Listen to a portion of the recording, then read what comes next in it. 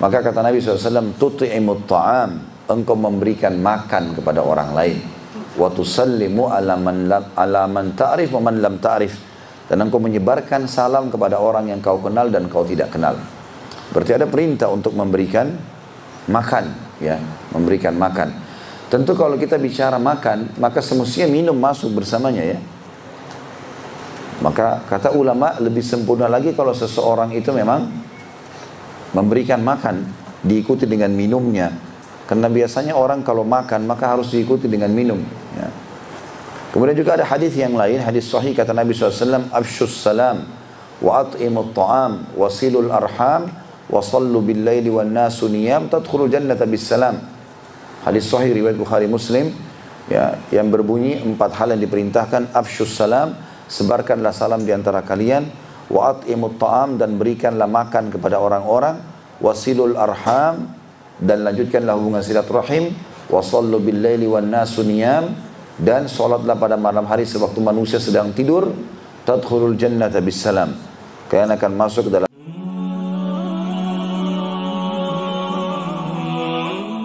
Jadi kalau kita berbuat baik pada hewan, pada manusia, tumbuh-tumbuhan, semua itu kalau kita tahu sebagai makhluknya Allah, ada pahalanya. Misal ada seseorang di antara kita memberikan makan dan minum hewan yang sedang haus misalnya. Kecuali hewan-hewan yang diperintahkan dalam Islam untuk dibunuh, maka dapat pahala. Karena ada hewan yang memang dianjurkan untuk dibunuh. Ada tadi 7 jenis hewan yang harus dibunuh, ya. Di antaranya hadis sahih menjelaskan ada 5 hewan, ini hadis pertama, nanti kita tambah dengan 2 hewan yang lain. Ada 5 hewan yang wajib dibunuh, baik dalam wilayah haram atau di luar haram. Wilayah haram maksudnya Mekah sama Madinah. Karena memang di sekitar Masjid Haram dan Masjid Nabawi, sekitarnya namanya wilayah haram, wilayah yang dimuliakan. Nggak boleh cabut pohonnya, nggak boleh dibunuh hewannya. Orang yang berbuat dosa maka akan dilipat gandakan hukumannya. Yang jelas di situ tidak boleh bunuh hewan. Tapi kata Nabi SAW, ada 5 jenis hewan dibunuh di wilayah haram dan di luar haram. Lalu beliau sebutkan yang pertama adalah ular. Ini ditemukan dimanapun dibunuh, ya. Kemudian yang kedua burung gagak, ya. Dalam riwayat ini dikatakan burung gagak yang bagian dadanya berbulu putih. Yang ketiga itu anjing buas. Yang keempat rajawali, ya, burung rajawali. Dan yang kelima tikus, ya. Hewan ini 5 bukan cuma boleh membunuhnya, tapi dianjurkan dan diwajibkan membunuhnya. Dan dalam bab sholat kata Nabi SAW, bunuhlah ular dan kalajengking walaupun kalian dalam keadaan sholat. Karena 2 hewan ini buruk, ya. Dan tadi 5 hewan itu, kemudian hewan yang ke-6 adalah kalajengking dalam riwayat lain, dan hewan yang ke-7 adalah cecak. Kalau cecak bahkan disebutkan keutamaan pahalanya. Yang kata Nabi SAW, siapa yang membunuh cecak maka dia akan mendapatkan 100 pahala. Makanya Aisyah radhiyallahu anha memiliki cambuk khusus untuk membunuh hewan ini, ya. Dan ini hikmah Allah Subhanahu wa taala. Jadi tidak selamanya apa yang Allah perintahkan atau Allah larang kita harus mencari tahu kenapanya lalu kita kerjakan. Kalau terdapat setelah itu hikmah-hikmah, maka itu tentu saja kita mengambilnya. Kalau tidak ada, tetap kita imani kalau ini perintah bagian dari syariat kita. Sebagaimana kalau babi diharamkan, masalah nanti ditemukan, oh dia diharamkan karena ada cacing pita, ada ini, ada itu karenanya adalah sebuah tambahan. Karena tidak ditemukan itu pun tetap kita menganggap babi haram. Kalau ada yang bertanya lalu kenapa Allah ciptakan, ya Allah yang menguji hambanya. Ini saya haramkan, ini saya perintahkan, ini saya larang, patuh nggak? Gitu. Ya, seperti itulah. Bukankah sering saya kasih contoh kalau kita kerja di perusahaan pun ada peraturan-peraturan. Bisa saja kita katakan kenapa harus kantor buat peraturan pintunya di sini ya? Kenapa bukan di sana?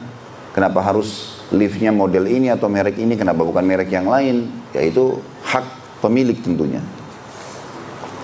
Tetapi selain daripada ini, kita berbuat baik, ya, semuanya akan ada pahala. Dan juga untuk semua manusia, walaupun orang kafir, kita dianjurkan berbuat baik. Kata Nabi SAW dalam sebuah hadis yang sahih, khairun nasi anfa'um linnas.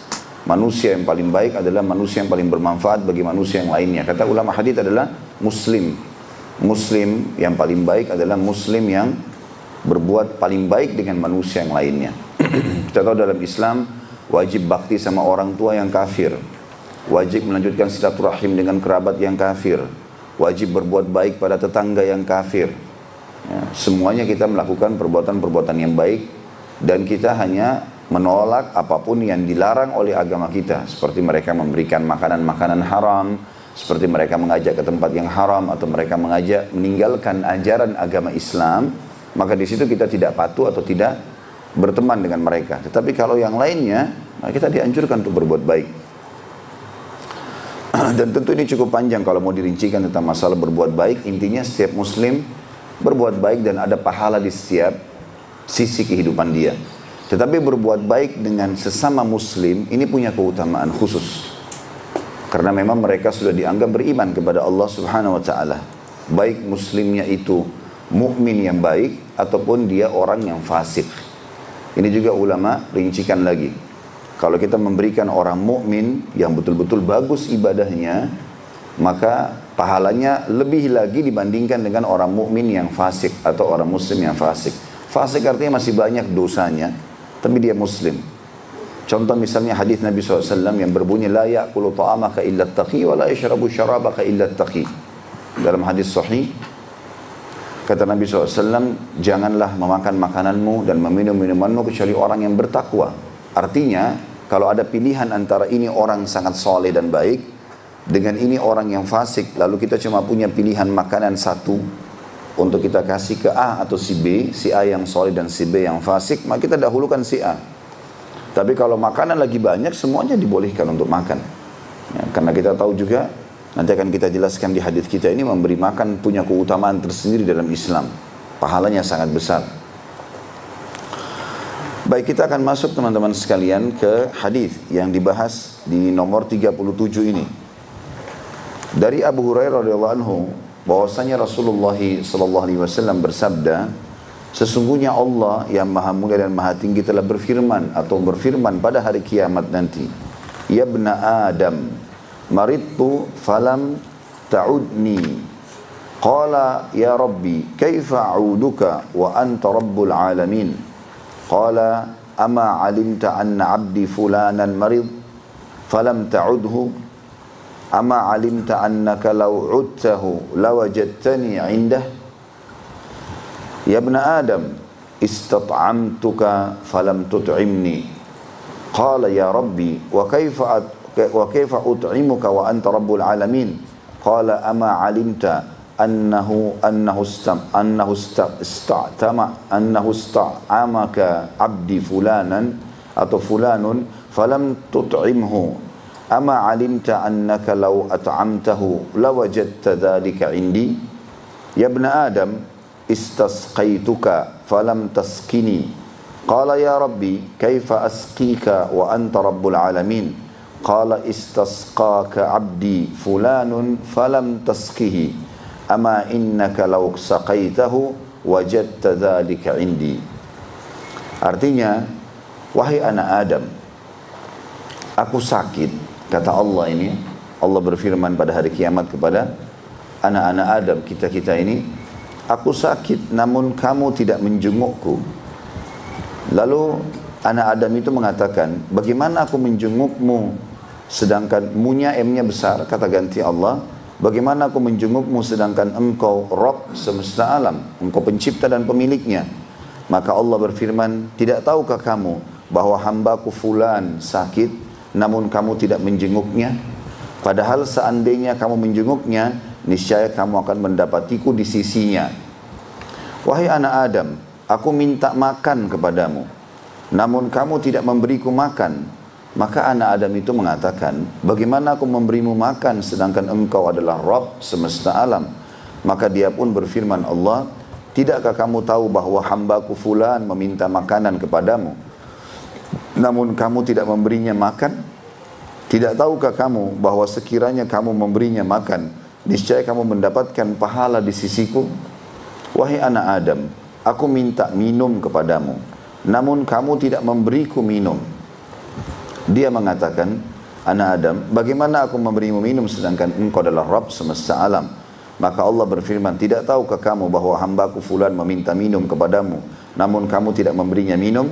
Padahal seandainya kalau kamu memberinya minum, niscaya kamu mendapatkan pahala hal itu di sisiku. Hadis ini diriwayatkan oleh Imam Muslim. Kita ambil pelajaran dari hadis ini, bagaimana Allah Subhanahu wa taala, pelajaran pertama, berbicara dengan hambanya pada hari kiamat. Dan kita akan temukan nanti ada banyak hadis kita ke depan bagaimana Allah berbicara dengan hambanya pada hari kiamat. Bahkan ada seorang sahabat yang bernama Abdullah bin Haram radhiyallahu anhu, ayahnya Jabir bin Abdullah, perawi hadis yang masyhur dari kalangan sahabat. Dia mati syahid di perang Uhud. Waktu dia mati syahid dan Nabi SAW sudah pulang ke Madinah, dipanggillah Jabir anaknya. Lalu kata Nabi SAW, wahai Jabir, terimalah berita gembira, karena ayahmu Abdullah diajak bicara oleh Allah tanpa ada hijab. Artinya bertemu dengan Allah Subhanahu wa taala. Hadis itu sahih riwayat Bukhari, ya. Maka Allah pun berkata kepadanya, hai hambaku, mintalah apa yang kau inginkan. Maka ayahmu pun berkata, ya Tuhanku, aku hanya minta agar engkau menghidupkanku kembali, lalu kemudian aku terbunuh lagi yang kedua kalinya. Maka Allah pun berfirman mengatakan, sudah menjadi hukumku, tidak akan pernah lagi ada orang yang mati kembali ke dunia. Maka Abdullah pun, ayahmu berkata, kalau begitu beritahukan kepada orang yang belum menyusulku mati syahid agar mereka tidak perlu takut dan sedih. Lalu turun firman Allah dalam surah Al-Baqarah, wala tahsabanna alladziina qutilu fi sabilillahi amwata bal ahya'un rabbihim yurzaqun. Janganlah kalian mengira orang-orang yang terbunuh di jalan Allah itu mereka mati, tapi mereka hidup di sisi Tuhan mereka dan mereka diberikan rezeki. Jadi Allah Subhanahu wa taala berbicara. Dan kita tahu juga di dunia, Nabi Musa alaihissalam, Nabi Allah ini punya julukan dengan Kalimullah, ya, Nabi yang diajak bicara oleh Allah secara langsung. Dan banyak ayat Al-Quran membicarakan masalah itu. Bagaimana Nabi Musa alaihissalam waktu pulang dari Madian menuju ke Mesir kembali untuk bertemu dengan ayah dan ibunya di Mesir. Dan dia meninggalkan Mesir pada saat itu tinggal kurang lebih 10 tahun di Madian. Karena dia tidak sengaja membunuh seorang Kipti alaihissalatu wassalam. Maka di tengah jalan di sebuah lembah yang penuh dengan berkah, dikenal dengan Wadi Muqaddas atau lembah yang disucikan di daerah Turusina. Maka Musa alaihissalam melihat dari kejauhan ada pohon yang mengeluarkan api, dan akhirnya Allah mengajak bicara dia di pohon itu. Dan itu tentu diceritakan dalam banyak ayat Al-Quran. Dan di sini teman-teman sekalian, kita harus mengisbatkan atau memastikan nama-nama dan sifat Allah sebagaimana Allah yang Maha Suci dan Maha Mulia dan juga Rasulnya Muhammad SAW telah menisbatkannya. Jadi kalau Allah dikatakan memiliki tangan, seperti misalnya ayat Al-Quran, yadullahi fawqa aydihim, tangan Allah di atas tangan-tangan mereka. Atau dalam Al-Quran ayat lain dikatakan tajri bi a'yunina, semua itu di bawah pengawasan penglihatan kami. Atau juga hadis-hadis Nabi misalnya yang berbunyi tentang masalah turunnya Allah di sepertiga malam, sebagaimana hadis yang sudah masyhur, kalau tertinggal sepertiga malam Allah turun ke langit bumi. Seperti juga hadis yang lain yang berbunyi Allah tertawa dan tersenyum melihat dua orang yang saling membunuh, dua-duanya masuk ke dalam surga. Maka para sahabat berkata, ya Rasulullah, bagaimana ya kami bisa memahami itu? Dua orang saling membunuh, dua-duanya masuk ke dalam surga. Kata Nabi SAW, bertemulah di kancah peperangan seorang muslim dengan seorang kafir. Lalu si muslim terbunuh di tangan si kafir, mati syahid, masuk surga lah dia. Berjalan waktu, si kafir mendapatkan hidayah, lalu kemudian dia masuk Islam, dan dia juga ikut berperang, lalu dia dibunuh oleh kafir yang lain. Maka muslim yang pertama dan kafir yang akhirnya masuk Islam ini dua-duanya masuk ke dalam surga. Tapi saksi bahasan kita, Allah tertawa. Lalu kemudian dikatakan juga Allah gembira dengan taubat hamba-hambanya, gitu kan. Dalam hadis yang lain juga Allah kagum dengan anak muda yang tidak mengikuti hawa nafsunya. dan sekian banyak ya yang menyebutkan tentang nama-nama dan sifat Allah yang mulia ini, maka kita imani sebagaimana apa yang tertera. Tentu tanpa kita menanyakan bagaimananya, ya seperti apanya, ya, tanpa kita menyerupakan dengan makhluk.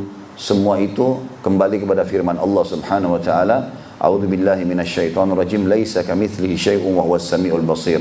Tidak akan pernah ada yang bisa menyamai Allah, dan Dia Maha mendengar lagi Maha mengetahui. Jadi ini jelas ada pembicaraan Allah dengan hamba-hambanya. Pelajaran yang kedua adalah ada 3 pesan di sini yang disampaikan dalam hadis. Pesan yang pertama, Allah Subhanahu wa taala mengatakan, "Wahai anak Adam, aku sakit tapi engkau tidak menjengukku." Maka sebagai manusia kita akan menjawab nanti atau bertanya pada hari kiamat, bagaimana aku menjengukmu ya Allah sementara engkau Rabb semesta alam? Maka Allah pun menjelaskan, bukankah sesungguhnya si fulan hambaku sedang sakit dan kau mengenalnya tapi engkau tidak menjenguknya? Kalau seandainya engkau menjenguknya, maka engkau akan mendapatiku di sisinya. Maksudnya Allah Subhanahu wa taala ya, memang menyiapkan pahala bagi orang-orang yang datang menjenguk orang sakit. Sekarang kita coba lihat teman-teman sekalian beberapa manfaat dan anjuran syariat tentang masalah menjenguk orang sakit. Dalil pertama yang kita pelajari adalah hadis riwayat Muslim nomor 2162 tentang masalah keutamaan menjenguk orang sakit. Hadis riwayat Muslim nomor 2162, kata Nabi SAW, "Haqqul muslimi alal muslimi sittun." Sesungguhnya hak seorang sahabat terhadap hak seorang muslim terhadap muslim yang lain ada 6. Qila wa ma hunna ya Rasulullah? Maka para sahabat berkata, apa saja itu wahai utusan Allah? Qala idza laqitahu fasallim alaihi. Hak yang pertama, kalau engkau bertemu dengannya, ucapkanlah salam kepadanya. Ini hak seorang muslim. Jadi kita disuruh dianjurkan memulai salam itu. Wa idza da'aka fa'ajibhu. Yang kedua, kalau engkau diundang olehnya, jawablah. Selama undangan itu bukan maksiat, maka jawablah. Yang ketiga, wa idastansahaka fansah lahu. Kalau dia minta nasihat, minta saran, maka berilah dia nasihat dan saran. Hak yang keempat, wa idza atasha fahamidallaha fashammithu. Dan kalau seandainya dia bersin, lalu dia memuji Allah, mengatakan alhamdulillah, maka ucapkanlah kepadanya yarhamkallah. Kalau laki-laki yarhamkillah, kalau perempuan semoga Allah merahmatimu. Tentu ini ada adab sendiri ya. Jadi kita kalau sudah dengar orang bersin, dia mengatakan alhamdulillah, kita mengatakan yarhamkallah kalau laki-laki, yarhamkillah kalau perempuan. Lalu yang bersin tadi karena sudah didoakan, dia juga membaca yahdikumullah, semoga Allah memberikan kalian hidayah. Kemudian selanjutnya wa idza marida fa'idhu. Kalau seandainya, ini yang kelima, kalau dia sakit maka kunjungilah, atau kalau dia sakit dia dijenguk. Ini saksi bahasan kita. Yang terakhir yang keenam, wa idza mata fattabi'hu. Kalau dia meninggal dunia maka antarlah jenazahnya. Saksi bahasan kita adalah masalah perintah dalam syariat untuk menjenguk saudara kita muslim. Manfaat-manfaat yang bisa didapatkan teman-teman sekalian adalah, yang pertama, siapapun yang mengunjungi atau menjenguk saudaranya muslim, maka dia mendapatkan keutamaan. Hadis yang sahih menjelaskan, dia berada di taman-taman surga dan memetik buah dari pohon surga sampai dia meninggalkan tempat orang yang sakit itu, baik di rumah ataupun di rumah sakit. Beranjak daripada hadis yang diriwayatkan oleh Imam Tirmidzi nomornya 969 dan Ibnu Majah di jilid 1 halaman 444, dan Imam Ahmad menyatakan dengan sanad ini sebagai sanad yang sahih, dan Syekh Albani pun telah menyebutkan dalam As-Sahihah di nomor 1367 atau Sahih At-Targhib. Dari Ali radhiyallahu anhu, aku mendengarkan Rasulullah sallallahu alaihi wasallam bersabda, apabila seseorang menjenguk saudaranya muslim yang sedang sakit, maka dia berjalan di tempat pemetikan buah-buahan surga sampai dia duduk. Apabila ia sudah duduk, maka diturunkanlah kepadanya rahmat dengan sangat banyak. Dan ini berarti keutamaan yang sangat luar biasa, karena dia akan mendapatkan keutamaan ini. Kata sebagian ulama hadis, makna daripada dia berjalan di taman-taman surga artinya setiap kali dia keluar dari rumahnya menuju ke tempat saudaranya muslim yang sedang sakit, baik rumah ataupun rumah sakit, maka nanti perjalanan itu akan dinilai oleh Allah Subhanahu wa taala, dan Allah siapkan taman di surga yang nanti dia akan memetik buah sesuka dia. Kemudian pada saat dia duduk, maka dia akan mendapatkan rahmat atau karunia. Dan rahmat artinya pengampunan dosa, peninggian derajat, pemenuhan segala kebutuhan. Maka itu maknanya rahmat. Dia akan mendapatkan rahmat sampai dia meninggalkan tempat saudaranya yang sedang sakit itu. Kemudian yang kedua, itu yang pertama tadi, dia seakan-akan berjalan di taman-taman surga, keutamaan menjenguk orang sakit. Yang kedua, dia mendapatkan pahala yang sangat besar di sisi Allah Subhanahu wa ta'ala. Dan ini dalilnya adalah hadis yang sudah kita sebutkan dalam bab kita. Hadis sahih riwayat Imam Muslim ini, bagaimana Allah Subhanahu wa ta'ala mengatakan, kalau seandainya engkau menjenguknya, maka engkau akan mendapatkan aku di sisimu, atau aku di sisinya. Maknanya aku akan menyiapkan balasan yang besar untuk orang yang menjenguk. Yang ketiga, memperoleh doa dari para malaikat setiap kali kita jenguk orang sakit. Sebagaimana disebutkan di dalam hadis riwayat Imam Ahmad, Abu Daud dan Ibnu Majah, dan ini disahihkan oleh Syekh Albani. Bunyinya adalah, kata Nabi SAW, barang siapa yang mendatangi saudaranya muslim yang sakit untuk menjenguknya, ia jalan di atas kebun surga hingga ia duduk. Apabila ia duduk, rahmat Allah akan menyeliputinya. Bila waktu itu pagi hari, maka 70.000 malaikat akan bersalawat kepadanya hingga sore hari. Jadi kalau kita datang misalnya jenguk orang di rumah sakit pagi hari, walaupun kita cuma sesaat, setengah jam, 10 menit, 1 jam, lalu kita tinggalkan, tetap saja Allah menyiapkan 70.000 malaikat yang memohon ampun dan rahmat untuk kita sampai sore. Dan apabila ia melakukannya di sore hari, maka Allah mengutus 70.000 malaikat akan bersalawat kepadanya hingga pagi hari, atau akan memohon kepadanya atau untuknya rahmat sampai pagi hari. Kalau kita jenguk habis asar misalnya, maka mulai saat itu sampai besok pagi, malaikat 70.000 mendoakan kita. Itu yang keberapa tadi? Yang ketiga. Kemudian yang keempat, mengingatkan seseorang tentang kematian dan akhirat. Kalau dia jenguk orang sakit, dan bagaimana besarnya nikmat Allah padanya. Sebagaimana disebutkan di dalam sebuah hadis yang sahih riwayat Imam Ahmad nomor 11.209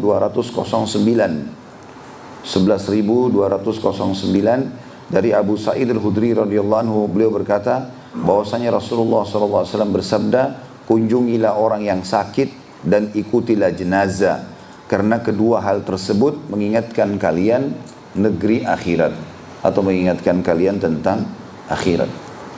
Jadi ini kita harus garis bawahi teman-teman sekalian. Kalau kita mau pisahkan poin ini, poin yang kelima mengingatkan akhirat, dan poin yang keenam ya, membuat atau waktu yang paling tepat untuk bersyukur dan berterima kasih.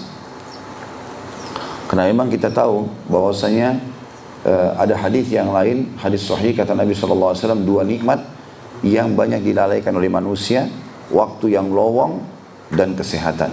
Ya. Maka kita bisa tulis poin kelima di situ adalah waktu yang tepat untuk bersyukur atau berterima kasih kepada Allah, karena memang kita melihat ternyata orang ini sedang sakit dan tidak menimpa kita. Kemudian yang selanjutnya adalah yang kelima, mengingat pada akhirat sebagaimana hadis sudah kita sebutkan tadi. Kemudian yang keenam, ada jaminan kebaikan dari Allah untuknya, sebagaimana hadis riwayat Ahmad, juga diriwayatkan oleh Tabarani dan disahihkan oleh Syekh Albani dalam Sahih Targhib Tarhib, dari Muadz bin Jabal radhiyallahu anhu, Beliau mengatakan bahwasanya Rasulullah SAW bersabda, 5 perkara yang barang siapa yang melakukan salah satu darinya, maka ia akan mendapatkan jaminan kebaikan dari Allah. Salah satu dari 5 itu adalah bila seseorang menjenguk orang yang sakit.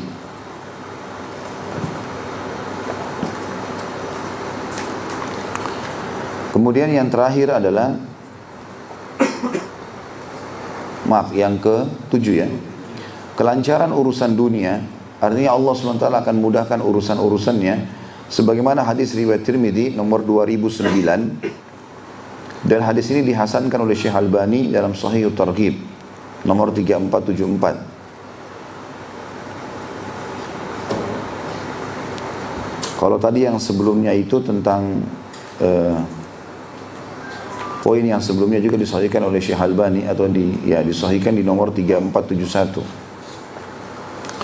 Kalau kelancaran urusan dunia, artinya apapun perkara yang sedang kita hadapi di dunia akan dimudahkan oleh Allah karena menjenguk orang sakit. Disebutkan dalam hadis Tirmidzi 2009 tadi, Abu Hurairah radhiyallahu anhu berkata, bersabda Rasulullah SAW, barang siapa yang menjenguk orang sakit atau menziarahi saudaranya karena Allah, maka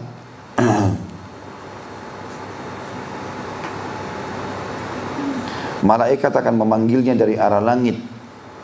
Sungguh bagus yang kamu lakukan, dan semoga dipermudah segala urusanmu, serta bersiaplah dengan tempatmu di surga yang sudah menantimu. Jadi di sini potongan saksi bahasan kita adalah urusanmu dipermudah, maksudnya urusan dunia. Ini perkataan malaikat yang diperintahkan oleh Allah Subhanahu wa taala untuk disebutkan kepada orang ini. Jadi kita dapatkan 3 hal. Sangat bagus amalanmu, maksudnya akan diterima dengan pahala sempurna. Kemudian dipermudahkan urusanmu, dan bersiaplah untuk menuju ke surgamu. Kemudian selanjutnya yang ke-8 ya.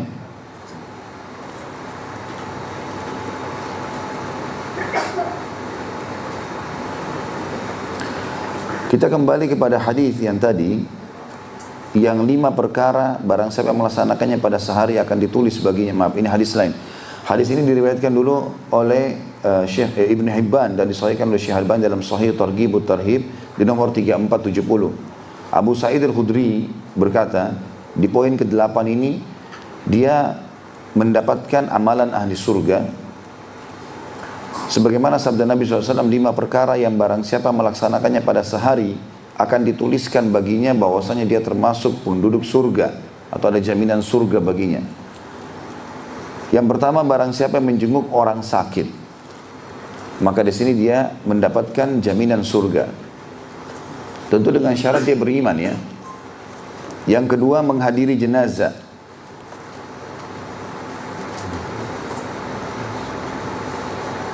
Yang ketiga, berpuasa pada hari diperintahkan. Yang keempat, rutin menuju ke masjid. Dan yang kelima, membebaskan budak.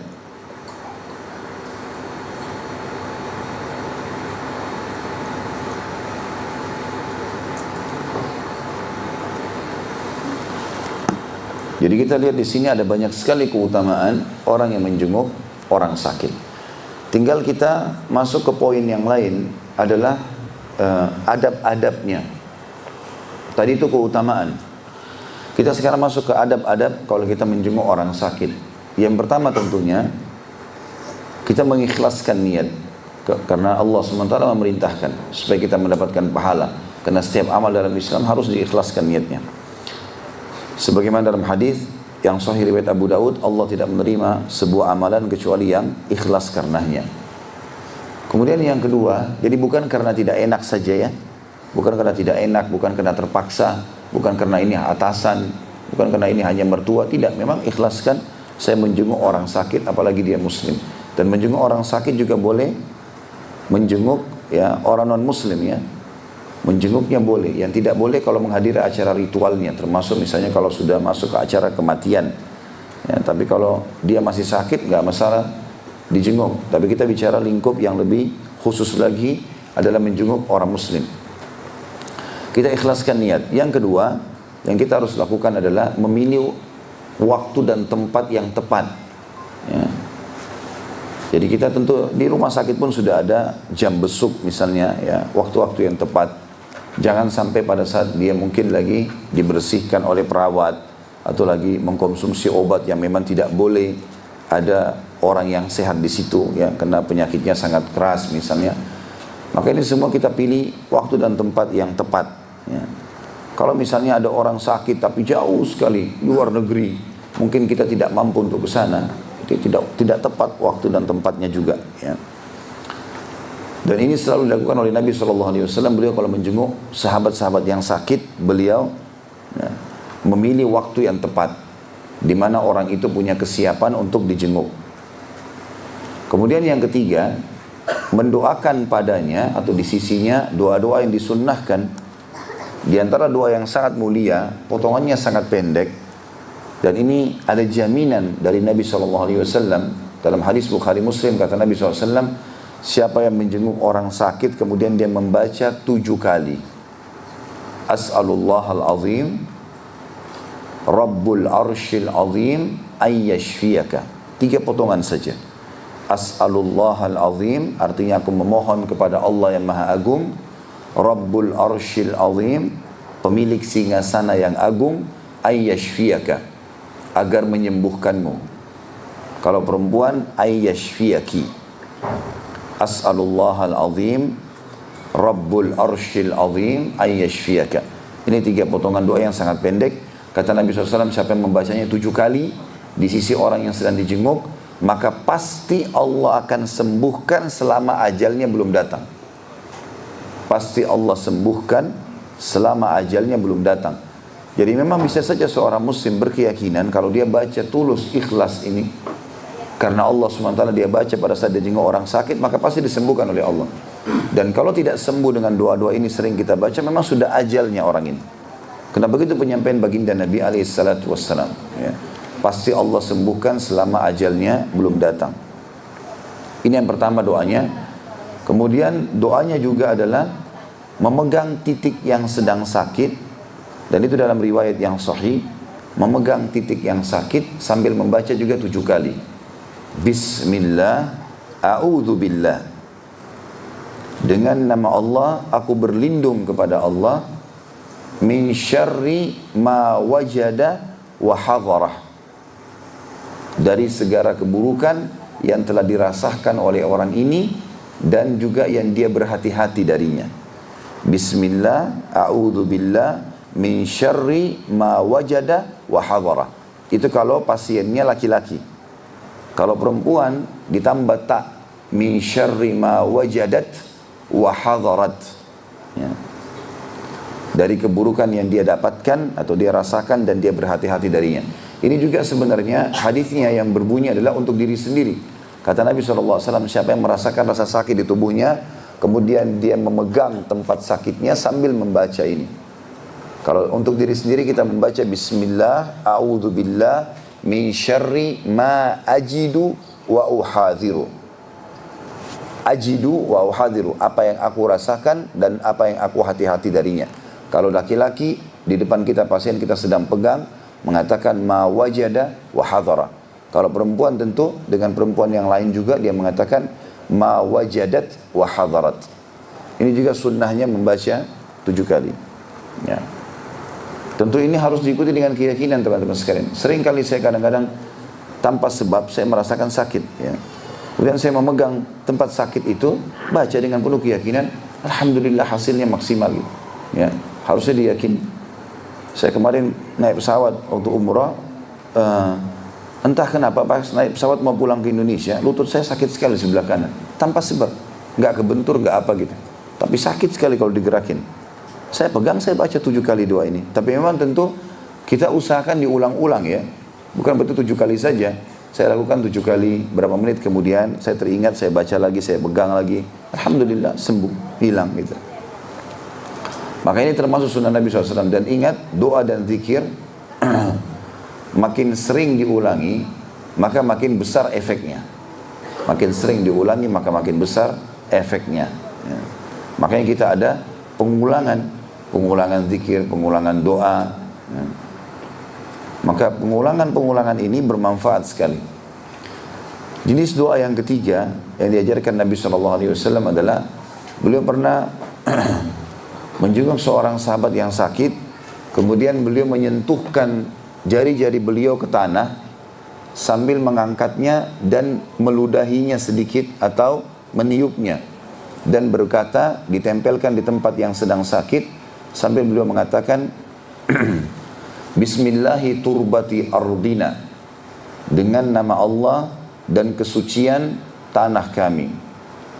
Biriqati ba'dina, dengan air liur atau air ludah sebagian kami. Yushfa bihi saqimuna, tersembuhkanlah orang yang sakit di antara kami. Bismillahi turbati ardina, dengan nama Allah dan kesucian tanah kami. Bismillah nama Allah, turbati ardina, kesucian tanah kami. Biriqati ba'dina, dengan air ludah atau air liur sebagian di antara kami. Yushfa bihi saqimuna, tersembuhkanlah orang yang sakit di antara kami. Ini di antara doanya. Juga di antara doa yang lain adalah dianjurkan oleh Nabi SAW, doa yang keempat, Allahumma rabban nas adhibil ba's. Allahumma rabban nas adhibil ba's. Artinya, Allahumma rabban nas, ya Allah Tuhannya manusia. Adhibil ba's, hilangkanlah rasa sakit ini. Lanjutannya, ishfi anta syafi, sembuhkanlah karena kamu satu-satunya pemberi kesembuhan. Ishfi anta syafi, Allahumma rabban nas adhibil ba's, ishfi anta syafi, la shifa illa shifa'uk, shifa'an la yughadiru saqama. Ya.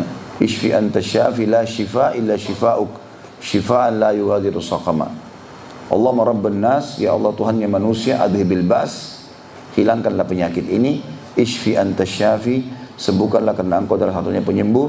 La shifa illa shifa'uk, dan tidak akan pernah ada kesembuhan kecuali kesembuhan dari sisimu. Shifa'an la yughadiru saqama, kesembuhan yang tidak meninggalkan bekas. Kesembuhan yang tidak meninggalkan bekas. Sebagian ulama menambahkan, ini tentu yang kedua tadi tentang masalah yang harus kita lakukan ya, mengikhlaskan niat. Kemudian yang kedua, melihat waktu dan tempat yang tepat. Yang ketiga, membaca doa-doa tadi. Kemudian yang keempat, adabnya dalam berziarah adalah membawakan hadiah, memberikan hadiah apa saja, ya, memberikan hadiah kepadanya. Kemudian yang kelima, menasehatinya agar dia menjadikan sakit itu sebagai peringatan.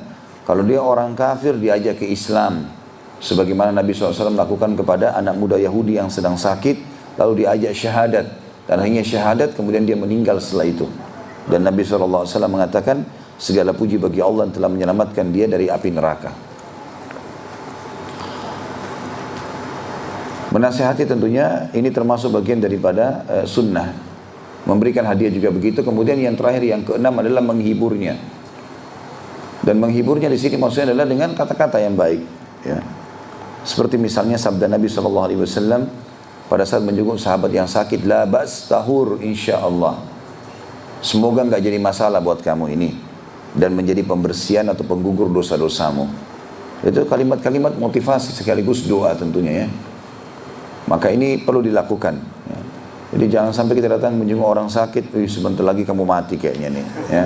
Atau apalah kata-kata yang serupa dengan itu, malah menakut-nakuti. Maka ini tidak boleh.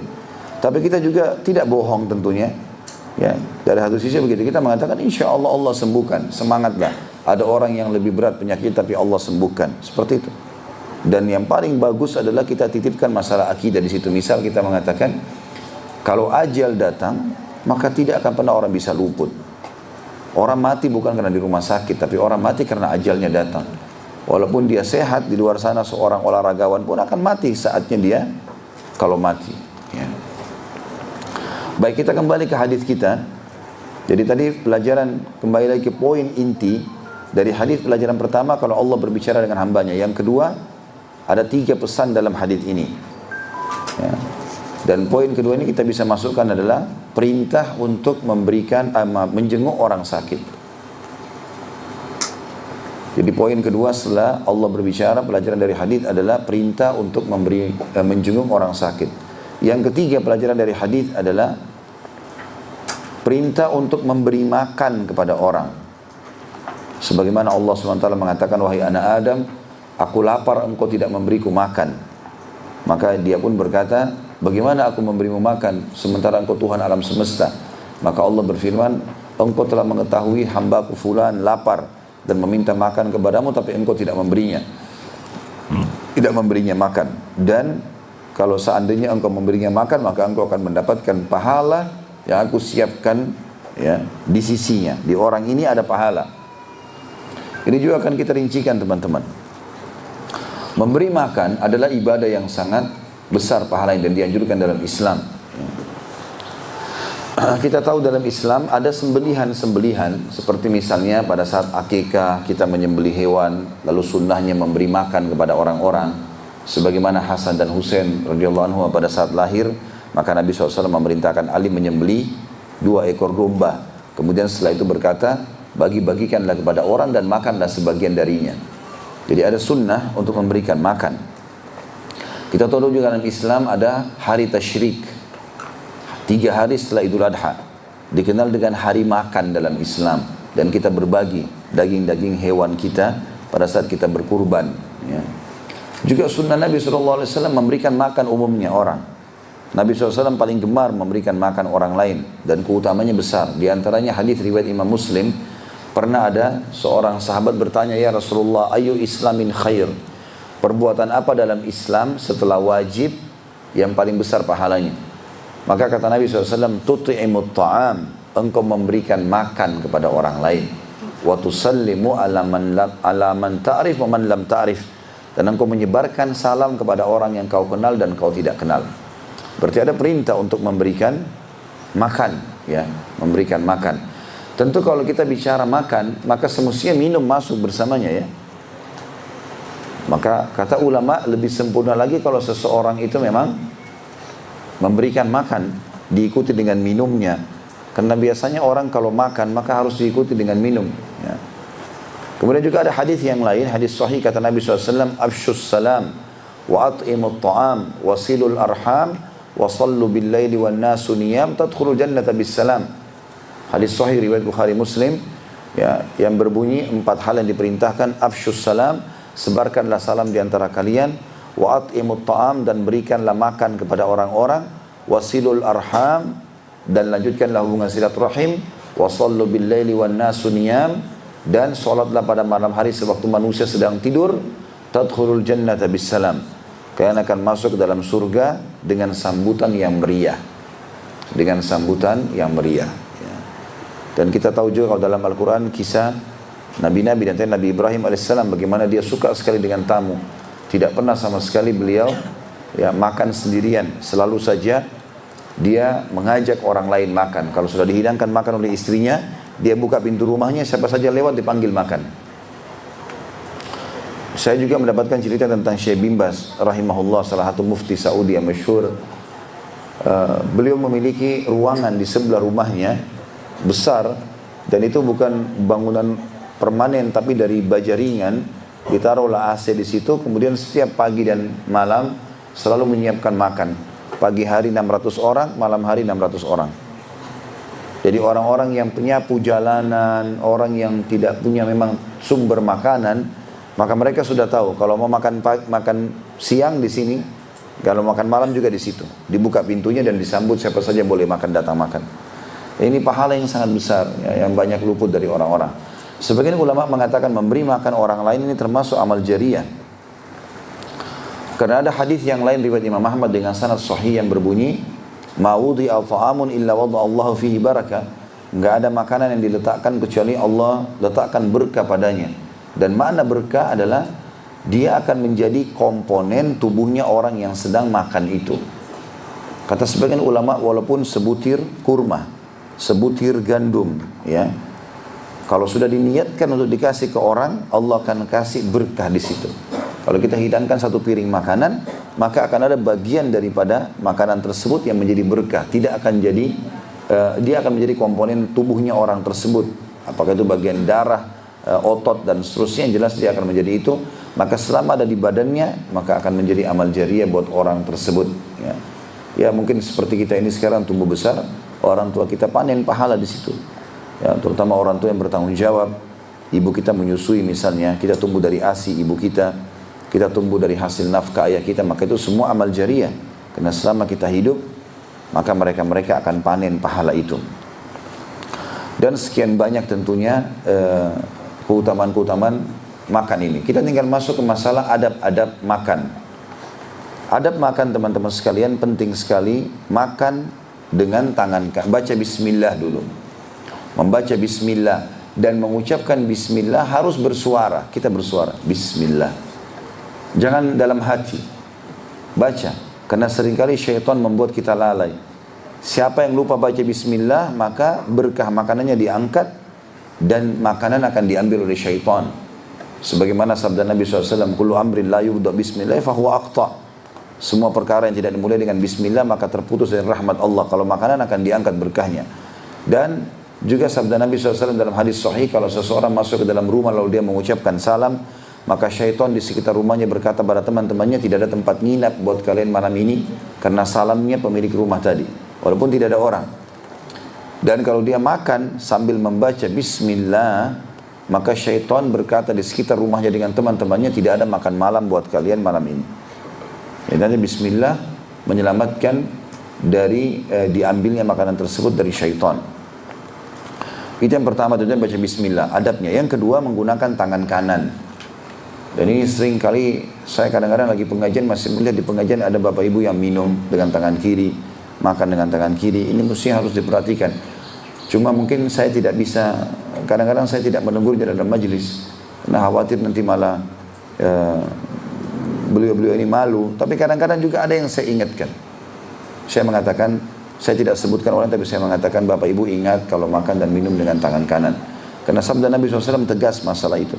Jangan kalian makan dan minum dengan tangan kiri, karena syaitan makan dan minum dengan tangan kiri. Ini banyak maknanya. Bisa saja karena kita dilarang menyerupai syaitan, itu makna zahirnya hadis, atau makna yang lain, makan dan minum dengan tangan kiri akan diambil oleh syaitan. Yang ketiga adalah makanan dan minuman harus dari sumber yang halal. Gak boleh sama sekali dari yang haram. Karena kata Nabi SAW, akan ada orang yang memohon-mohon kepada Allah, meminta-minta, bajunya kotor, tidak punya alas kaki, miskin sekali, lalu dia mengatakan, ya Allah berikan, ya Allah berikan. Bagaimana Allah berikan sementara makanan, minuman, pakaiannya haram? Jadi nggak bisa. Yang keempat, tidak menghembuskan nafas atau bernafas pada saat minum ataupun makan ini. Jadi usahakan pada saat kita memasukkan minuman atau makanan, kita sedang menahan nafas semenjak. Cuma untuk memasukkan saja ya. Larangannya di sini menghembuskan nafas di atas minuman atau makanan itu. Makanya Abdullah bin Umar radhiyallahu anhu, beliau kalau minum di gelas, maka beliau menahan nafas sambil baca bismillah, dimasukkan. Tentu dilepas, setelah itu dia bernafas biasa. Pada saat dia telan, pada saat dia letakkan gelas, lalu kemudian dia mengatakan alhamdulillah. Pada saat dia mau minum, dia tahan lagi nafasnya. Sunnah Nabi SAW, kata Nabi SAW, jangan kalian bernafas atau menghembuskan nafas ataupun menariknya pada saat sedang minum atau makan. Termasuk adabnya adalah membiarkan makanan atau minuman dingin terlebih dahulu, atau bukan dingin maksudnya, ya bukan panas sekali, sudah berkurang panasnya. Nah, orang kadang-kadang kalau makan panas maka lidahnya bisa luka, ya mungkin juga tidak maksimal dalam memakan atau menikmati rasa makanan tersebut. Nabi SAW termasuk dalam adab-adab disebutkan dalam banyak riwayat yang sahih, menganjurkan untuk ya membiarkan makanan terlebih dahulu dingin. Termasuk adab yang selanjutnya adalah ya, tidak menghidangkan makan pada saat waktu sholat, ya, atau mengkonsumsi di waktu sholat. Kata Nabi SAW, janganlah kalian sholat sementara makanan sudah dihadirkan, ya, dan janganlah kalian sholat dengan menahan dua keburukan. Maksudnya buang air besar dan buang air kecil. Tapi di sini kita dilarang, misalnya kita lagi tahu nih sebentar lagi azan, 2 menit lagi azan, 1 menit lagi azan. Terutama ibu-ibu kemudian hidangkan di meja makan, nasinya lagi ngepul, ya, ada tempe kesukaan suaminya, ada apalah segala macam. Lalu dia lihat, apalagi bapak-bapak incipin sedikit, terdengar azan. Lalu kemudian saya mau sholat dulu. Nanti sementara sholat bukan lagi khusyuk Al-Fatihah, tapi ingat ayam goreng dan tempe goreng di rumah. Bahkan ada larangan hadis ini. Ya, kalau Syekh Abu Bakar rahimahullah Al-Jazairi memasukkan dalam kategori dimakruhkan. Ya. Kalau orang pergi sholat sementara dia makan, ada makanan, maka dianjurkan untuk tidak di poin seperti ini juga. Kemudian selanjutnya, saya sudah tidak teringat di poin keberapa ini sekarang. Yang ketujuh, adabnya ya. Selanjutnya setelah masalah tidak hadirkan pada saat lagi makan, juga tidak memakan ya, porsi-porsi kecuali yang ada atau yang mudah terjangkau. Seperti misalnya di meja banyak sekali, gitu kan. Dan kita duduk di posisi mungkin itu tidak bisa terjangkau makanan tersebut.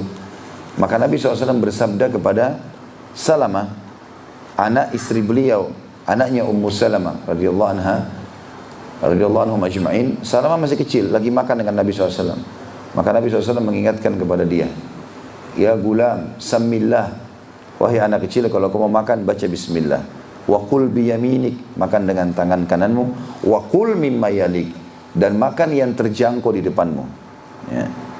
Karena mungkin akan buruk pemandangan kalau seseorang harus mengambil semua jenis menu yang ada kemudian menumpukan di piringnya, gitu kan.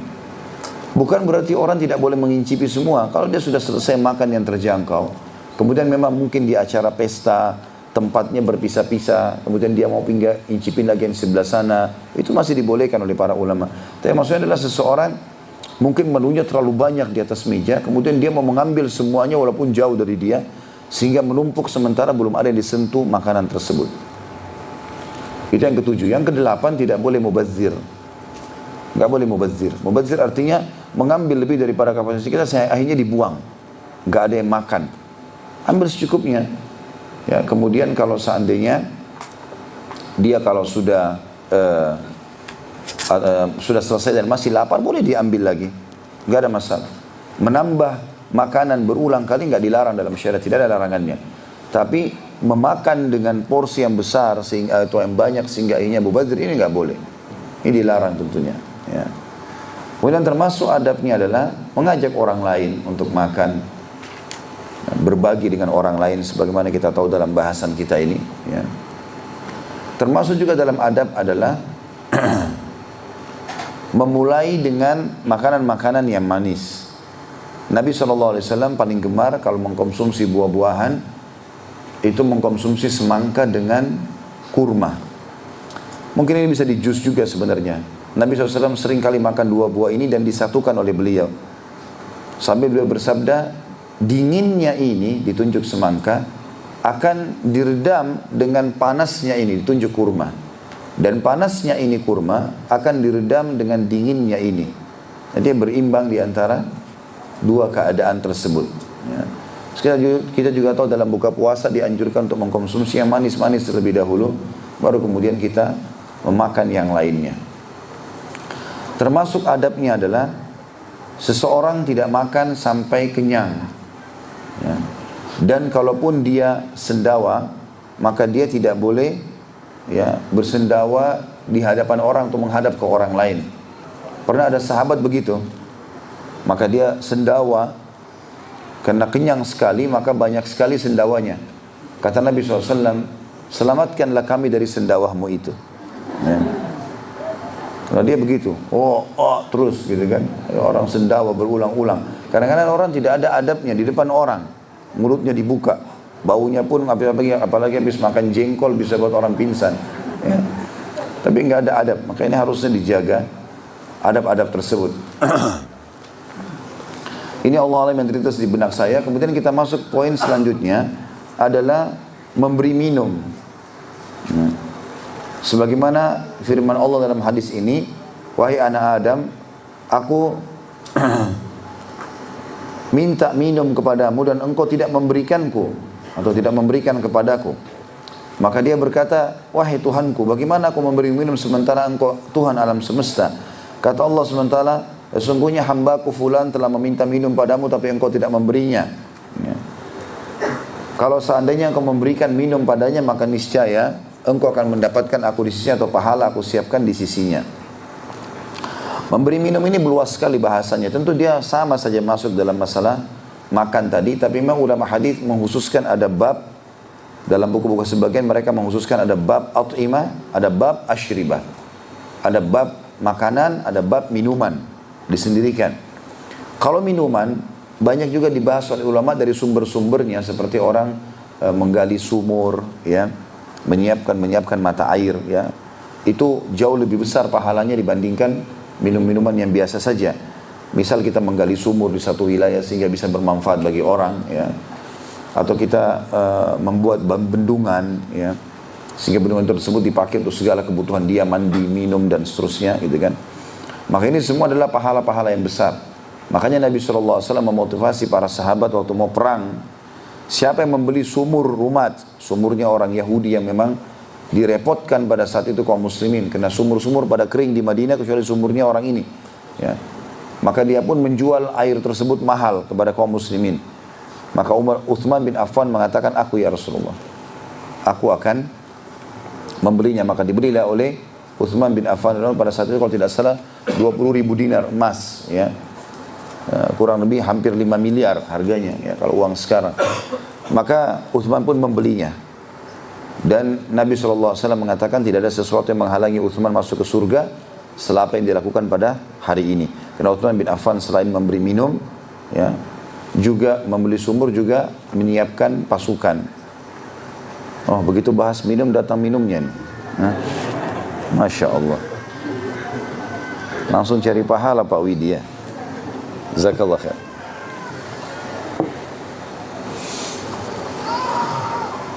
Juga Nabi SAW mengatakan, ya, dalam sebuah hadis tentang masalah puasa. Ini ulama masukkan dalam bab puasa. Hadis sahih riwayat Ahmad. Kata Nabi SAW, siapa yang menghilangkan haus seseorang, baik itu dengan membuka puasakan dengan air ataupun memberikan dia minum secara umum, maka dia akan mendapatkan minuman dari haudku pada hari kiamat, telaga Nabi SAW pada hari kiamat, ya. Dan memberikan air ini sangat besar sekali manfaatnya, sangat besar sekali manfaatnya. Subhanallah, ada kejadian saya diceritakan sama teman di Jeddah. Ada satu orang sudah meninggal, Allah yarham. Orang ini dia setiap hari membayar seperti mobil air kita, ya, yang biasa angkat-angkat 5.000 liter, 10.000 liter, ya. Mobil-mobil itu dia bayar, dia sewa, pergi ke Mekah. Dia tinggal di Jeddah. Jeddah sama Mekah tidak terlalu jauh. Selalu diisi air zam-zam setiap hari. Dibayar sama dia. Kemudian mobil itu diberhentikan perjalanan antara Mekah sama Jeddah. Dibuka gratis, orang mau datang tinggal ambil, buka kerannya gratis tiap hari, dan habis selalu. Orang sudah tahu tempat pengambilan zam-zam di sana. Teman-teman saya di Jeddah menceritakan, dia bilang pada saat orang ini meninggal dan musim kering, musim panas sekali, dan saking panasnya tanah-tanah itu banyak yang pecah-pecah, itu saking panas di musim panas. Dia waktu meninggal itu kuburannya ditemukan lembab, ya, dan seperti ada genangan air sejuk sekali, gitu kan. Allah SWT punya kuasa dengan itu. Allahu a'lam apa hikmahnya, tapi Allah SWT akan membalas orang sesuai dengan amal yang dia lakukan. Sementara adab-adab minum sama dengan tadi yang kita sebutkan dalam masalah makan itu, ya. Baik, ini hadis tentunya. Kalau ada yang punya pertanyaan silakan ditulis berhubungan dengan bahasan hadis ini, ya. Sambil menunggu itu saya akan masuk ke hadis 38, tapi ini berbeda sekali bahasannya tentunya.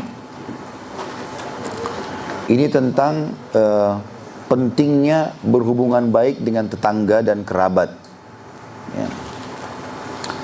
Judulnya hadis 38 dan hadis ini hasan li ghairihi. Tulis terjemahannya di sebelah, ya. Hasan maksudnya derajatnya hasan, karena hadis ada sahih, ada hasan, ada dhaif. Kalau sahih berarti sudah sangat bagus hadisnya. Syaratnya untuk sahih adalah harus sanadnya. Sanad itu artinya perawi-perawi hadisnya. Fulan, dari fulan, dari fulan, dari fulan, dari sahabat Nabi, dari Rasulullah SAW. Ini sanad. Ini harus semua orang-orang terpercaya dan orang-orang yang kualitasnya bagus, ya. Kemudian matan, isi hadisnya juga bagus, maka dikatakan sahih. Kalau kurang dari itu, ada di antara perawi hadisnya misalnya yang sedikit kurang, ya, maka turun derajatnya jadi hasan. Tapi ini juga bisa dipakai. Kalau dia ada di antara perawinya yang mungkin diragukan hafalannya atau masalah, maka jadi dhaif, jadi lemah. Dan tentu ini punya hukum-hukum, tapi hadis hasan sama sahih itu dipakai semuanya. Nah, ada istilah dalam derajat hadis ini namanya hasan li ghairihi. Dia sampai pada tingkat hasan li ghairihi karena bantuan riwayat lain. Ya. Nah, rupanya ada riwayat-riwayat lain yang semakna serupa yang mendukung ini. Maka dikatakan hasan li ghairihi. Ghairihi maksudnya selainnya dia, ya. Di sini sebuah hadis dari Anas radhiyallahu anhu bahwa Nabi SAW bersabda, "Ma min muslimin yamut fa yashhadu lahu arba'atu ahli abyatin min jiranihi al-adnain min jiranihi al-adnain illa qala qad qabiltu fihi ilmakum fihi qad qabiltu fihi ilmakum fihi wa ghafartu lahu ma la ta'lamun." Tidaklah seorang muslim meninggal dunia lalu ada 4 keluarga dari tetangganya terdekat bersaksi untuknya bahwasanya dia adalah orang baik, melainkan Allah berfirman, "Sungguh aku telah terima pengetahuan kalian tentangnya dan aku ampuni dosanya yang tidak kalian ketahui." Hadis ini diriwayatkan oleh Imam Ahmad. Hadis ini teman-teman sekalian, ya, dari judulnya keutamaan persaksian tetangga, kita bicara tentang masalah tetangga. Tetangga ini ada diistilahkan dalam agama kita tetangga dekat dan tetangga jauh, ya. Dan tentu ada hukum-hukum berhubungan dengan masalah tetangga ini. Tetapi yang perlu kita garis bawahi dulu adalah tetangga ini masuk tetangga dekat dan tetangga jauh. Tetangga dekat adalah yang paling terdekat pintunya dengan kita. Sebagaimana disebutkan di dalam hadis sahih diriwayatkan oleh Imam Bukhari Muslim, kalau Aisyah radhiyallahu anha pernah berkata, "Ya Rasulullah, saya punya makanan, maka tetangga mana yang paling layak saya berikan?" Kata Nabi SAW, "Yang paling dekat pintunya dengan pintumu. Itu yang paling utama." Kemudian ada tetangga yang jauh. Tetangga jauh ini masuk di dalamnya jauh dari rumah, walaupun satu kota. Walaupun satu kota. Makanya pernah Atha bin Abi Rabah rahimahullah, salah satu ulama tabi'in, beliau pada saat mengunjungi seorang khalifah Umawi pada saat itu. Khalifah ini kebetulan di peraturan pada saat itu membagi-bagi hasil negara. Kalau ada hasilnya, maka ada namanya ataya. Ataya itu hasil pendapatan negara setelah dikeluarkan biaya dasar kebutuhan negara, maka dibagikan rata kepada masyarakat. Kaya atau miskin semua dapat. Ya. Jadi memang kitanya yang dibayar oleh pemerintah. Seperti itulah dalam syariat Islam. Namanya ataya. Pernah satu kali penduduk Mekah dan Madinah itu terlambat ataya mereka. Per tahun, setiap tahun sekali dihitung oleh pemerintah, dibagikanlah kepada setiap kota-kota ini. Maka Atha bin Abi Rabah tinggal di Mekah dan dia mendapatkan keluhan kalau penduduk masyarakat Mekah dan Madinah belum mendapatkan ataya mereka di tahun itu. Maka tahun kedua dia pun pergi menuju khalifah lalu mengatakan, "Wahai Amir Mukminin, sesungguhnya penduduk Mekah tetangganya Allah dan penduduk Madinah tetangganya Rasulullah SAW telah terlambat ataya mereka." Apa maksudnya Atha bin Abi Rabah mengatakan, kalau penduduk Mekah tangganya Allah, nah di situ ada Baitillah, ada Ka'bah, dan maksud dari perkataan dia adalah seluruh penduduk Mekah bertetangga, dan dimaksudkan dengan penduduk Madinah adalah tetangga Rasulullah SAW. Walaupun Rasulullah sudah meninggal, sekarang rumahnya masih ada, kuburannya ada di situ, di rumah Aisyah radhiyallahu anha. Maka dikatakan penduduk Madinah tetangga Rasulullah SAW. Dan ini makna daripada itu. Tentu teman-teman sekalian, berbuat baik dengan tetangga ini banyak sekali anjurannya, ya. Banyak sekali anjurannya. Ada hadis yang mulia, hadis sahih, kata Nabi SAW, Jibril terus mewasiatkanku tentang tetangga. Terus datang, berbuat baik pada tetangga, suruh berbuat baik pada tetangga, gitu kan. Sampai aku mengira tetangga akan mendapatkan warisan. Sampai aku mengira kalau tetangga akan mendapatkan warisan. Saking luar biasanya bagaimana tetangga itu diberikan kedudukan. Juga dalam hadis yang lain, Nabi SAW bersabda, hadis ini tentu semuanya riwayat Imam Bukhari Muslim, barang siapa yang beriman pada Allah dan hari akhir, maka hendaklah dia memuliakan tamunya. Dan barang siapa yang mengaku beriman pada Allah dan hari akhir, maka dia harus melanjutkan hubungan silaturahim, persaudaraan. Dan barang siapa yang beriman kepada Allah dan hari akhir, hendaklah dia berkata baik atau diam. Dan barang siapa yang mengaku beriman kepada Allah dan hari akhir, maka dia harus menghormati tetangganya. Ya, ini termasuk hal-hal yang perlu digarisbawahi tentang masalah tetangga. Ya. Juga dikatakan dalam hadis yang lain, Nabi SAW bersabda, hadis ini hadis sahih, Al-jaru ahaqqu bisaqabati jarih. Tetangga itu lebih berhak untuk mendapatkan penawaran tetangganya. Jadi kalau bapak ibu mau jual sesuatu, maka tetangga yang paling berhak ditawarkan dulu. Mau jual rumah, mau jual mobil, apa saja tetangga dulu. Kafir atau muslim, tidak mengenal kafir atau muslim ini. Yang penting dia tetangga. Karena hak tetangga ini tidak mengenal dia muslim atau dia kafir. Ya.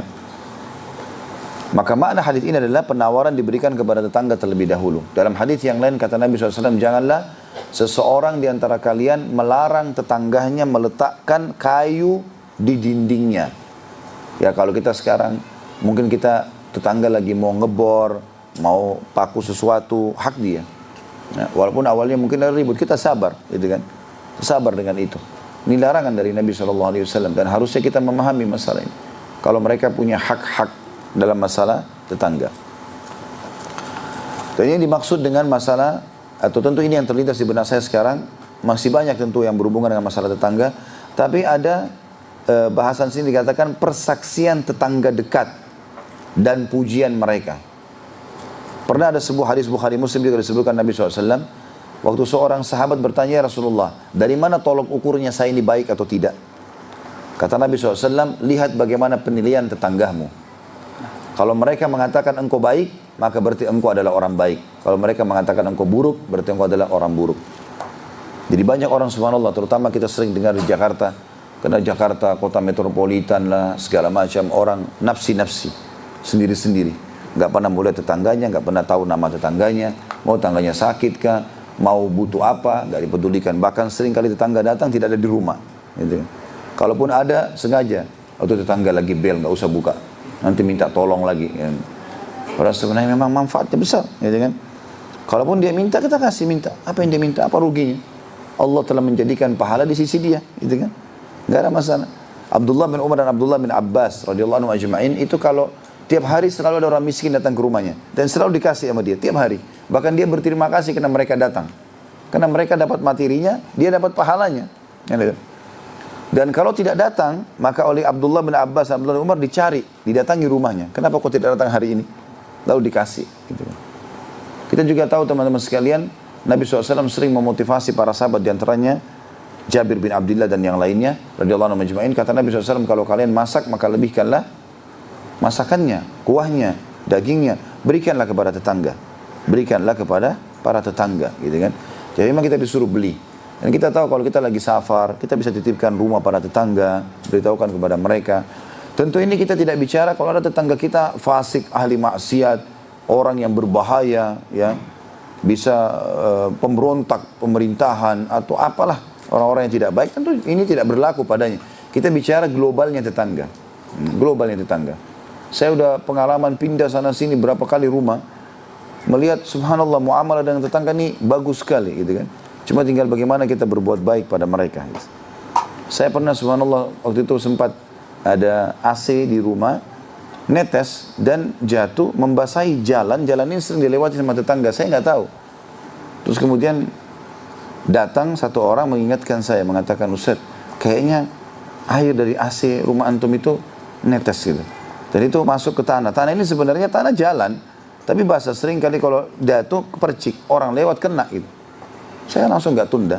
Saya datang ke rumah tetangga, saya ketuk, saya pamit, lalu saya ucapkan salam, disambut sama beliau. Lalu saya minta maaf, masalah ini. Kalau perlu nanti insya Allah saya akan pindahkan. Lalu saya buatin selang khusus AC itu, sampai dibuang jauh supaya tidak kena ke situ.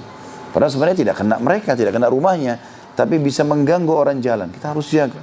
Karena itu kata Nabi SAW tadi, siapa yang aku beriman pada Allah dan akhir, dia harus berbuat baik pada tetangganya. Kita harus berbuat baik pada mereka semuanya. Ya. Ini poin-poin penting tentunya. Dan kita tahu teman-teman, dalam bab zina itu kan tingkatan-tingkatan.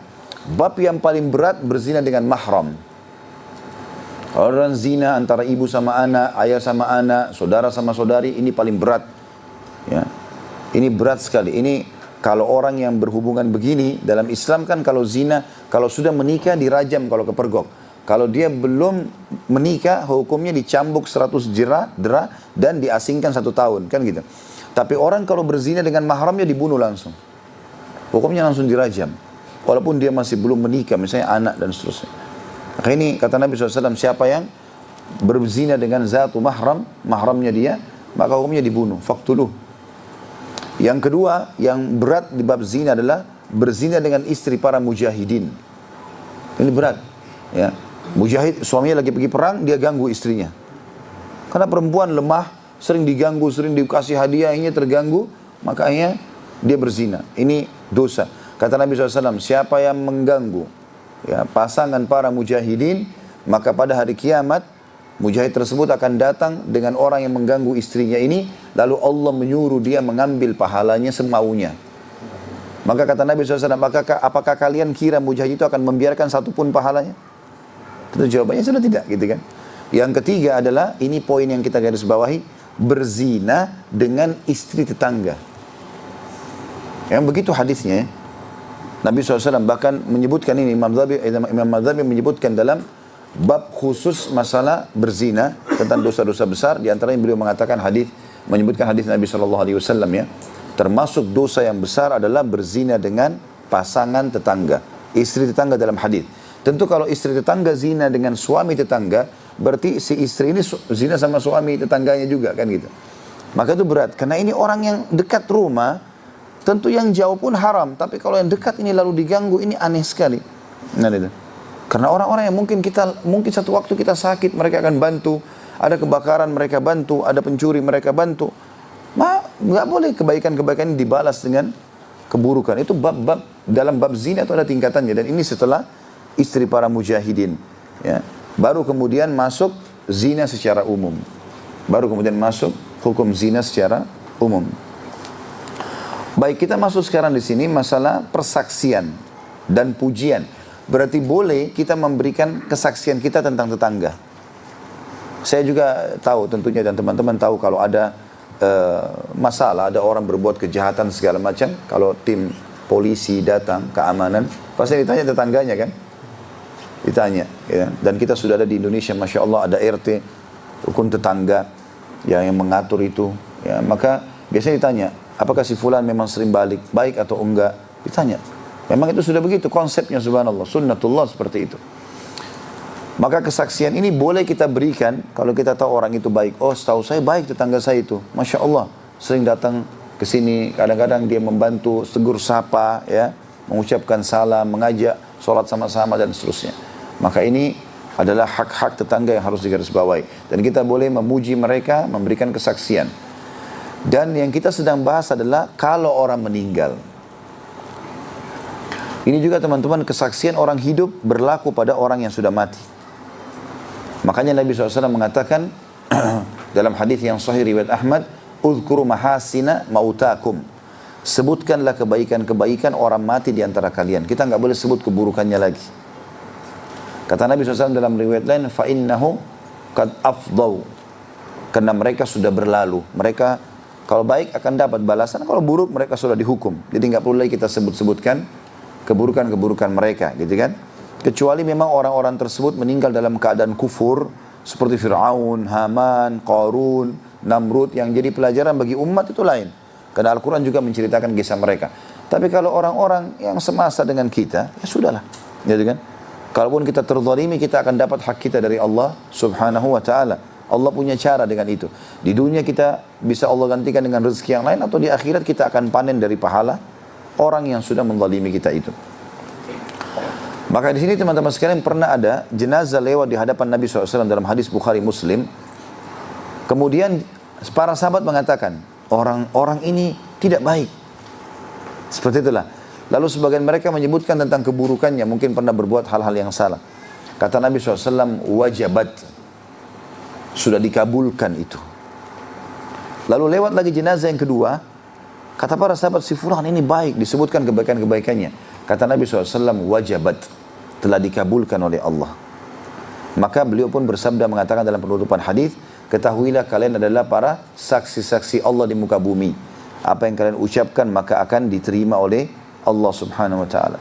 Maka kita harus hati-hati dalam masalah seperti ini, ya. Kalau ada pun orang yang sudah meninggal, ada kebaikan dia, kita coba sebutkan kebaikan dia. Mudah-mudahan dengan itu Allah Subhanahu wa taala meninggikan derajatnya dan juga kita tentunya mendapatkan pahala karena menjalankan sunnah itu. Yang lebih kuat lagi adalah kesaksian tetangga pada saat seseorang meninggal. Makanya dikatakan dalam hadis ini, tidaklah seorang muslim meninggal dunia lalu 4 keluarga dari tetangga terdekatnya. Maksudnya 4 keluarga, 4 tetangga, 4 rumah. Bersaksi untuknya bahwasanya dia adalah orang baik, melainkan Allah langsung berfirman pada saat itu, sungguh aku telah terima pengetahuan kalian tentangnya. Orang ini baik, suka sholat, suka ibadah, suka segala macam. Baik, senyum, tegur sapa, segala macam, ya. Maka itu Allah kabulkan. Kata sebagian ulama hadis maknanya Allah kabulkan semua amalnya yang disebutkan oleh para tetangga tadi. Dan aku ampuni dosa-dosa yang tidak kalian ketahui. Kalaupun ada dosa yang dilakukan, karena kalian berikan kesaksian, maka akan dimaafkan dosa-dosanya. Makna daripada hadis ini teman-teman sekalian adalah memberikan kesaksian tidak harus di depan jenazah. Tetapi kalau ada tetangga, ada orang meninggal, tetangganya sebutkan, 4 tetangga saja menyebutkan, oh si fulan meninggal, orangnya orang baik ya, itu sudah cukup. Ya. Karena sebagian kita kadang-kadang memberikan kesaksian di depan jenazahnya. Kalau ini tidak pernah kita temukan riwayat yang menjelaskan masalah itu. Nabi SAW tidak pernah mengatakan kepada para sahabat, orang ini mati saksikanlah dia baik. Maka semua orang yang itu mengatakan orangnya baik. Tidak pernah Nabi SAW melakukan untuk para sahabat. Para syuhada Badar, syuhada Uhud, sahabat-sahabat yang mati di perang Khaybar, Bani Mustalik dan seterusnya. Belum pernah ada penyebutan Nabi SAW seperti yang termasuk sahabat yang meninggal di Madinah. Belum pernah Nabi mengatakan saksikanlah kalau orang ini orang baik, gitu kan. Tapi yang dimaksud dalam hadis ini adalah kalau orang berbicara satu sama yang lain. Misal suami istri tangga mengatakan itu si fulan meninggal baik ya. Ibu itu atau bapak itu meninggal orangnya baik. Dia dulu sering bantu kita, dia begini dan begitu. Maka sudah cukup. Jadi kesaksian itu walaupun di rumah mereka, walaupun di kamar mereka, walaupun hanya di antara suami istri di atas ranjang yang bicara, sudah masuk dalam kesaksian hadis ini. Artinya kita akan mendapatkan seperti apa yang diucapkan oleh para tetangga tadi. Makanya penting sekali berbuat baik dengan tetangga. Jujur, miris banget melihat kondisi masyarakat kita hari ini. Banyak orang yang tinggal bertetangga tapi nggak saling kenal, nggak pernah sapa, bahkan pura-pura nggak lihat kalau berpapasan. Padahal dalam Islam tetangga itu punya kedudukan yang mulia dan besar haknya. Rasulullah sampai mewanti-wanti kita untuk berbuat baik kepada tetangga seperti kepada keluarga sendiri. Sekarang banyak yang lebih akrab dengan followers media sosialnya daripada orang yang tinggal satu tembok. Gara-gara kesibukan, gengsi, atau bahkan masalah kecil yang nggak diselesaikan. Hubungan antar tetangga jadi renggang. Padahal saat kita kena musibah atau butuh bantuan mendesak, yang paling dekat adalah tetangga, bukan teman jauh di media sosial. Saya pribadi merasa saling menyapa, memberi senyuman, atau sekedar bertanya kabar bisa jadi awal dari ukhuwah yang indah. Jangan sampai karena masalah sepele atau prasangka kita mengabaikan perintah Allah dan teladan Rasulullah untuk menjaga hubungan baik dengan tetangga. Barakallahu fikum.